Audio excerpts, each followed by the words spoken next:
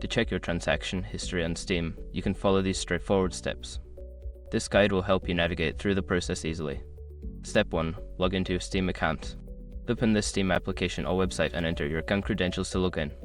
Make sure you are using the account for which you want to check the transaction history. Step 2. Access your account details. Once logged in, click on your profile name located at the top right corner of the screen. From the drop-down menu, select Account Details to access your account settings. Step 3. Find the Purchase History section. In the Account Details page, scroll down until you find the Store and Purchase History section.